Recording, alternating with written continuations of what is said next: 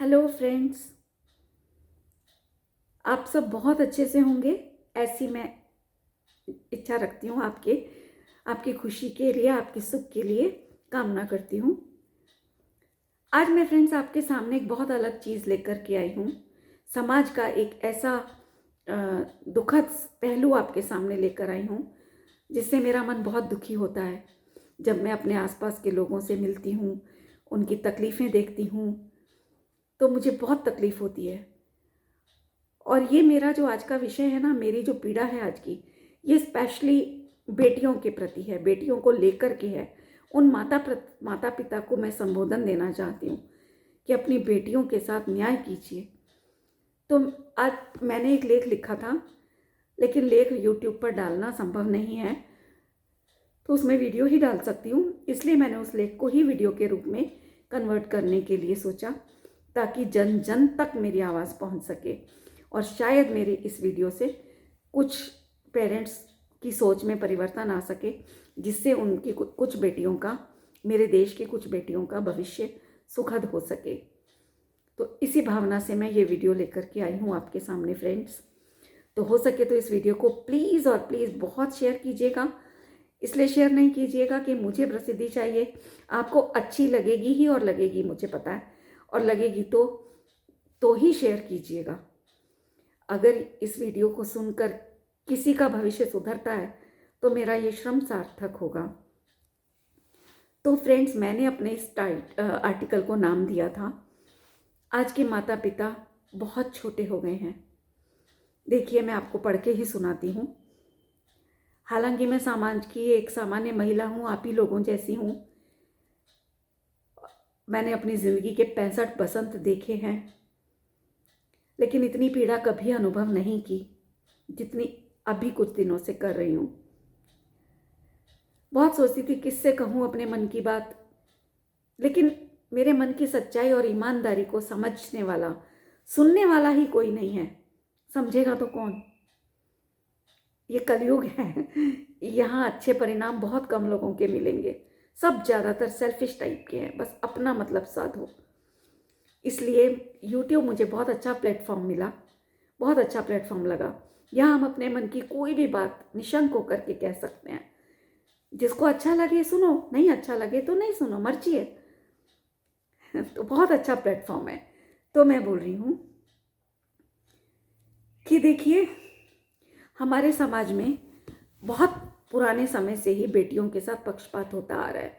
हालांकि समय के साथ इस चीज़ में बहुत परिवर्तन आया है, मैं इनकार नहीं करती इस बात से, लेकिन वो जो चेंज आया है ना, वो भी 20-25% है, इससे ज़्यादा नहीं मिलेगा फ्रेंड्स।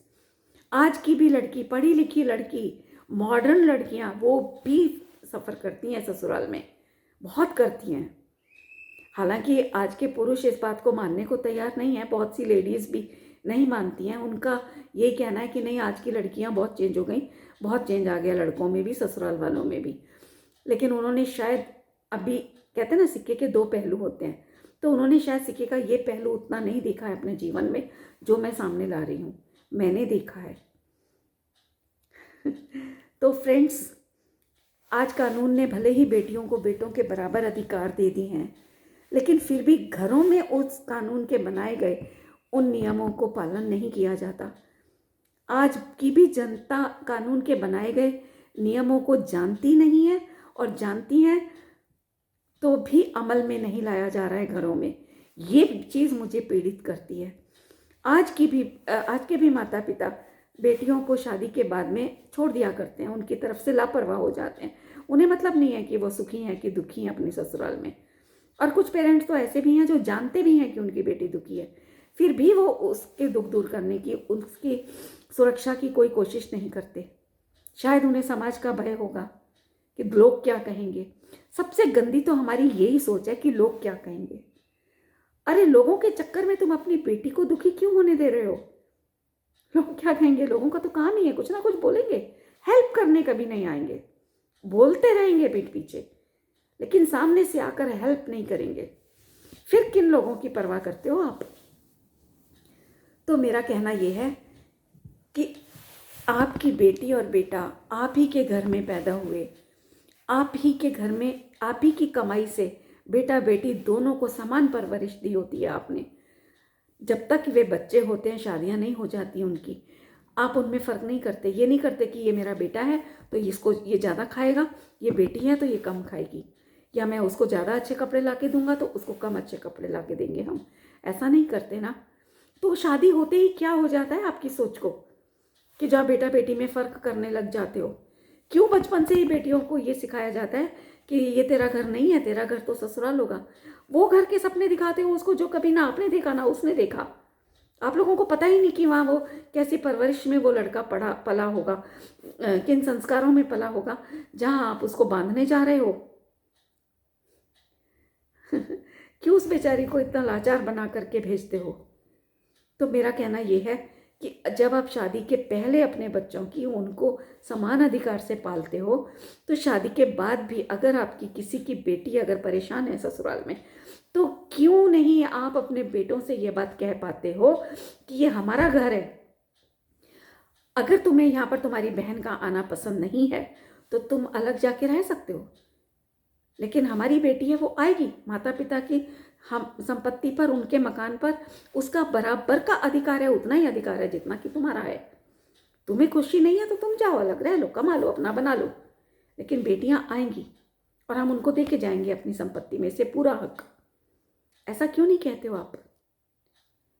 मैं आपको एक बात बताऊं, मेरे मामा जी नहीं रहे, अब मामी जी भी नहीं रही, उनका बेटा भी नहीं रहा, सिर्फ उनकी एक बेटी है आज की तारीख में। जब ये बच्चे छोटे होते थे, मुझसे तो काफ़ी छोटे हैं मेरे कज़न्स, तो मैं मामी जी के घर कुछ दिनों के लिए गई हुई थी।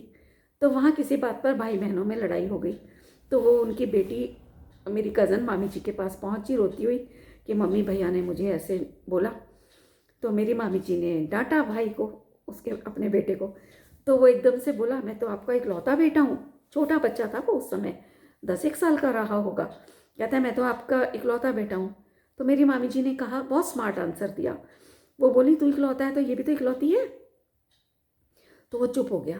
तो उस भाई के मन में उन्होंने वो फीलिंग डेवलप नहीं होने दी, और जो डेवलप हो चुकी थी ना हमारी समाज के गंदे रीति रिवाजों को देखते हुए, पता नहीं कहाँ से उसके मन में, समाज से ही आई होगी, क्योंकि मामी जी के घर में तो ऐसी बात ही नहीं कभी थी कि बेटा और बेटी में कोई फ़र्क रहा हो। उनकी परवरिश में ऐसी कोई बात मैंने नहीं देखी। तो उसके मन में ये बात फिर कहाँ से आई कि मैं इकलौता बेटा हूँ आपका। लेकिन मामी जी के स्मार्ट आंसर ने उस बच्चे को चुप करा दिया। तो क्यों ये बात शादी के बाद भी पेरेंट्स नहीं रखते याद, क्यों भूल जाते हैं शादी होते ही कि बेटियां भी उनका अपना हिस्सा है। और एक कड़वा सच मैं कहना चाहूँगी कि जो आपकी बेटियां हैं ना, वो कहीं भीख से नहीं मिली हैं आपको। वास्तव में तो बेटा हो या बेटी हो, सब आपकी सेक्सुअल फीलिंग्स के कारण पैदा हुए हैं। ये कोई भी लड़का लड़की शादी नहीं करता बच्चे के लिए। सबको सिर्फ एक सेक्सुअल डिज़ायर होती है, उसकी पूर्ति के लिए शादी करती हैं। सच है कि नहीं है? आप लोग सब अपने मनों में झांक करके देख लीजिएगा, अपने आप से सवाल कर लीजिएगा। बच्चे तो हो जाते हैं, चाहता नहीं कोई भी, चाहकर कोई बच्चे नहीं करता। अपनी डिज़ायर्स की पूर्ति में बच्चे रिजल्ट रूप से आ जाते हैं। तो उसमें उन बेटियों का क्या कसूर है? जानबूझकर तो नहीं आई, कहीं भीख से नहीं आई, कहीं आप कूड़े से उठा के नहीं लाया उनको, जो उनको शादी करते ही इतना अजनबी पराया कर देते हो।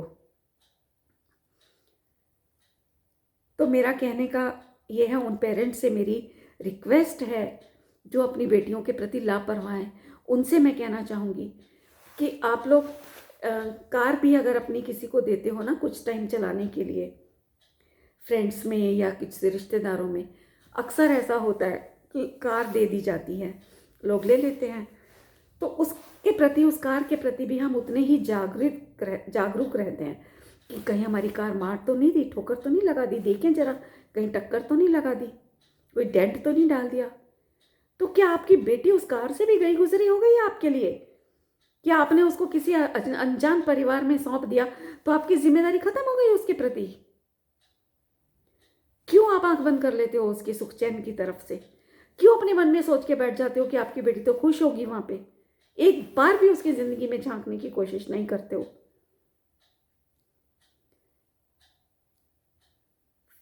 फ्रेंड्स, सोचिए, समझिए मेरी बात को, विचार कीजिएगा। माता पिता की वसीयत में अगर कानून ने आज उन्हें बराबर का उत्तराधिकार दिया है ना, तो ये अधिकार मैं कहूँगी आपसे कि आप खुद दो अपनी बेटियों को, उन्हें कानून का दरवाज़ा मत दिखाओ। एक घटना याद आ रही है, कुछ साल पहले किसी एक महिला से मिलना हुआ, मेरी फ्रेंड ही हैं, तो वो बहुत तकलीफ़ के साथ मुझे बोली, बहुत दुखी थी। उनके पापा की कुछ समय पहले डेथ हुई थी, तो वो मायके गई थी माँ से मिलने। तो उनकी मम्मी ने अपनी बेटी को, मतलब मेरी फ्रेंड को, पता है क्या बोला?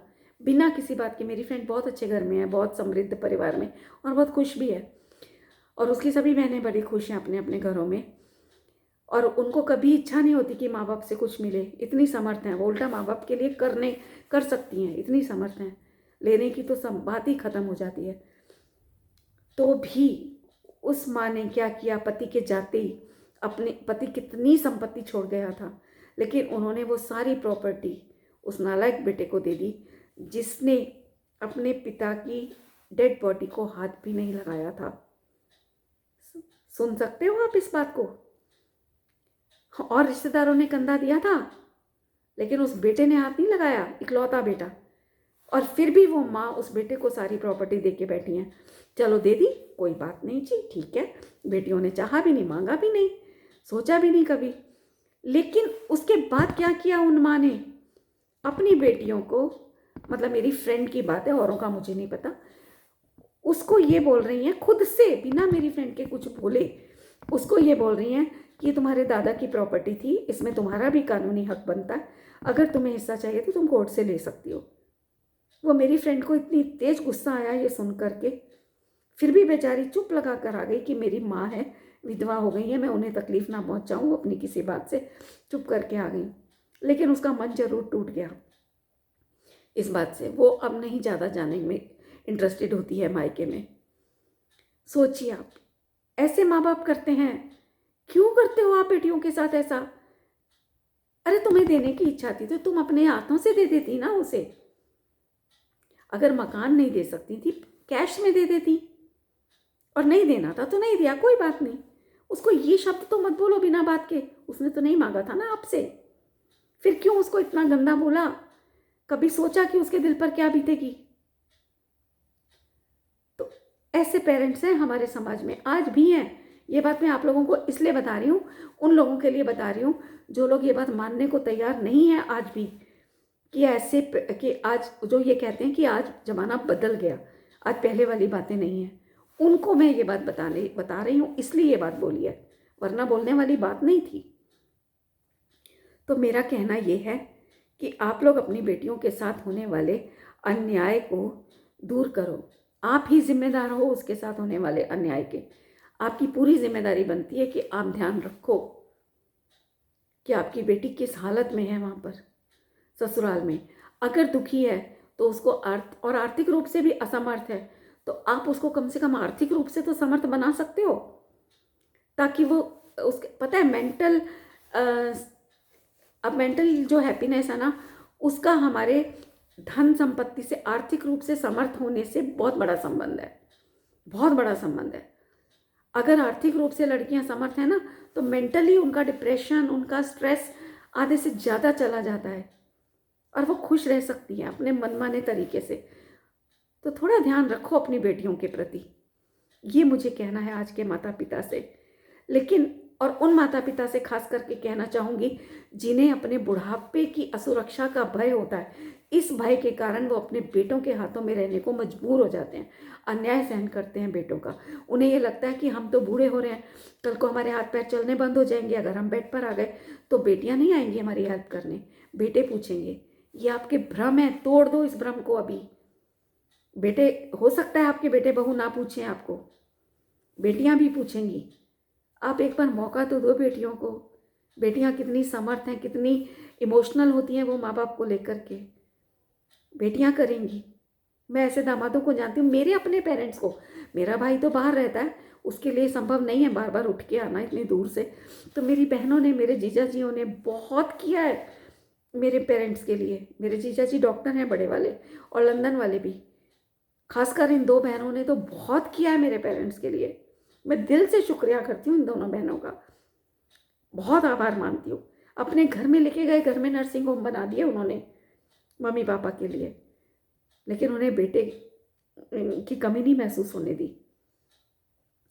ऐसे पेरेंट्स हैं आज भी, सॉरी ऐसे दामाद हैं, बेटियां हैं ऐसी। तो आप मत असुरक्षित रहो और न्याय करो। और एक बात और कहना चाहूँगी ऐसे पेरेंट्स के साथ में कि अगर आपने बेटियों को उपेक्षित कर दिया ना, तो वो एक दिन शरीर छोड़ के जाएंगी, वो तो है ही सच्चाई। लेकिन जब तक जिएंगी ना, मर मर के जिएंगी। हो सकता है आपको तकलीफ ना देने की भावना से वो आपको अपना दुख कह भी ना सकें, लेकिन अंदर ही अंदर तिल तिल कर मरती रहेंगी, घुटती रहेंगी। सोचो कभी, जानो, खोजबीन करो, उनकी बातों बातों में उनसे कुरे दो कि कहीं उनको कोई तकलीफ तो नहीं ससुराल में। और अपनी बेटियों के साथ होने वाले अमानवीय अत्याचार को, अमानवीय व्यवहार को तोड़ो, दूर करो। उसमें आप भागीदार मत बनो। आंख मत बंद करके रहो अपनी बेटियों के प्रति। गजब बात तो ये है कि पति हो, भाई हो या पिता हो, किसी भी रूप में पुरुष जो है ना, उसकी मर्दानगी सीधे सीधे स्त्रियों पर ही उतरती है। क्यों? हर बात में बेटी को ही दोष दे देते हो, तेरी गलती होगी। क्यों? क्या आपको अपनी परवरिश पे इतना भरोसा नहीं? क्या आपको नहीं पता आपकी बच्ची किस तरह की है? क्यों हर समय बेटी का दोष दिखता है आपको? क्या इस डर से कि वो ससुराल छोड़कर कहीं आपके पास ना आके बैठ जाए? तोड़ो इस भ्रम को, तोड़ो अपनी सोच को। देखो, मैं क्या कहूँ, बहुत तकलीफ होती है। आप एक बार अपने बच्चे को, अपने बेटे को अगर ये बात कह दोगे ना कि अगर तुझे तेरी बहनें प्यारी नहीं है, मायके में आती हुई नहीं अच्छी लगती हैं, या ससुराल से अगर कोई लड़की आ गई है डिवोर्स लेकर मान लो, तो कुछ लड़कियां हिम्मत दिखाती हैं, अन्याय को छोड़कर आ जाती हैं ससुराल में, तो वहाँ भी उनकी दुर्दशा होती है मायके में। जो ससुराल में होती थी वो यहाँ होती है, उनके भाई भाभीयों के थ्रू। माँ बाप तक नहीं छोड़ते उन्हें ताना मारने से, बहुत है ऐसे माँ बाप। तो उन लोगों को मैं कहना चाहूँगी कि अगर वो एक बार अपने बेटे को ये बात बोल दें कि उनका भी ये हक है, हमारी संपत्ति पर पूरा अधिकार है उसका, अगर तुम्हें उससे कोई तकलीफ है तो तुम जा सकते हो इस घर से, पर ये हमारी मेहनत से बनाया हुआ घर है, हमारी बेटी इसमें आएगी, रहेगी। तो देखो, आपके बेटों की भी सोच में परिवर्तन आना शुरू हो जाएगा। और बहू को भी कह सकते हो, बहू प्यार से कहो, आराम से उसको भी कहो कि देख बेटा, तू इस घर में बाद में आई है, उसका भी हक है इस घर में, तू उसको इज्जत दे, उसको अपनी बहन समझ। तो बहुएं भी समझेंगी। आप शुरुआत तो कीजिए, एक कदम आप बढ़ाइए, हो सकता है 4 कदम आपकी बहू बढ़ाते, क्योंकि वो भी एक स्त्री है, वो भी समझेगी इस भावना को। तो ये मैं कहना चाह रही हूँ। और एक बात और कहूँगी कि आज तक मैंने कभी किसी ससुराल में सास या ननद को जलकर मरते नहीं देखा, जबकि भोजन वो भी बनाती हैं रसोई में, सिर्फ बहू नहीं बनाती। लेकिन जितनी भी घटनाएं सुनने को मिलती आई हैं, आजकल तो ये चीज़ ख़त्म हो गई, बहुत कम हो गई होंगी, लेकिन पहले जब भी सुनने में आती थी तो बहुएं ही जलकर मरती थी भोजन बनाते हुए। क्यों सास और नंदे नहीं मरती थी? कभी आप लोगों ने विचार किया कि आपकी बेटियों की क्या हालत होती है वहाँ पे ससुराल में? तो प्लीज़ पेरेंट्स, जागो, अपनी बेटियों को के प्रति जागो, अपनी भावनाओं को जगाओ। कैसे गोद में लेकर के उसको आप, उसके एक एक आंसू पर आप, माँ की आंखों में आंसू आ जाया करते थे, आ जाया करते हैं आज भी। वही लाडली है वो आपकी, उसको सहायता, उसको शरण दो, हाथ बढ़ाओ उसके लिए, उसके गिरते हुए कदमों को थामो हाथ बढ़ाकर। और देखो, मैं ये कहना चाहूँगी, अगर ऐसा नहीं करा ना आपने, तो उसके ससुराल वालों से ज़्यादा अपराधी उसके आप हो जाओगे।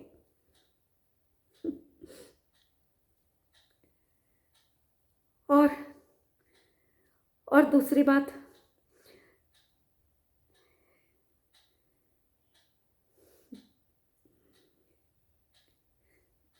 बोल नहीं पा रही हूँ बहुत तकलीफ हो रही है।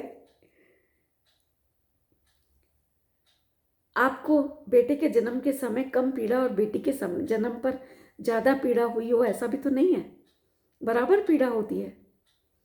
फिर क्यों उसके साथ भेदभाव करते हो?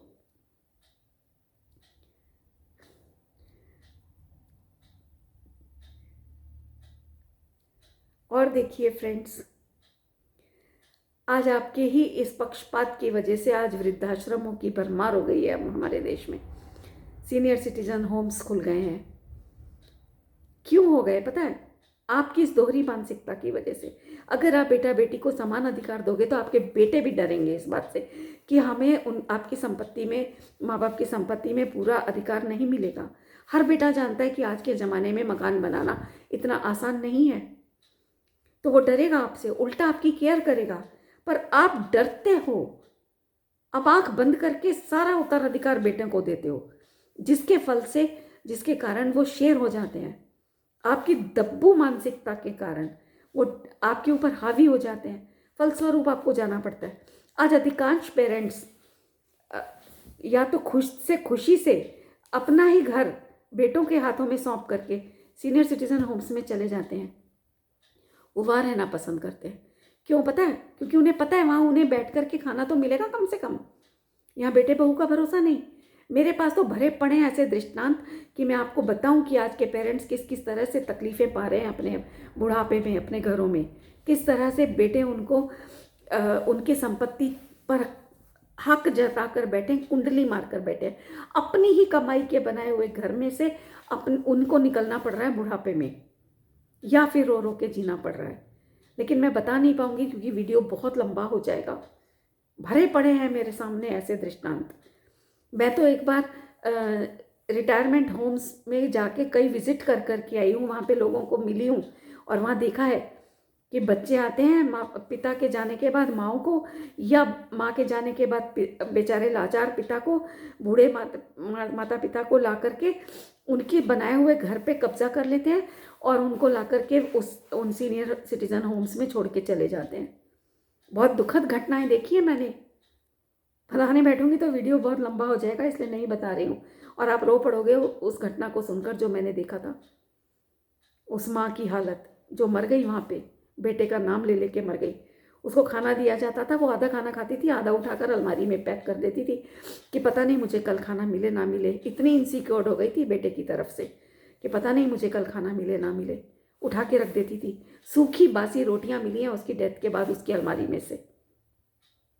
और उसकी डेथ के बाद भी बेटा नहीं आया, पहले बेटा आया तब लास्ट में। पहले बीमारी की खबर सुनते ही बेटी आ गई थी वहाँ पे उस रिटायरमेंट होम में, और उस बेटी ने उस माँ को ले जा कर के हॉस्पिटल में एडमिट कराया। और जब डेथ हो गई तो उसने भाई को बताया था पहले भी, पहले भाई नहीं आया बीमारी की खबर सुनकर, जब डेथ हो गई तो आया। सोच सकते हो आप, बेटी ने किया लास्ट में, और वो माँ फिर भी बेटे के नाम पर रोती मरी है।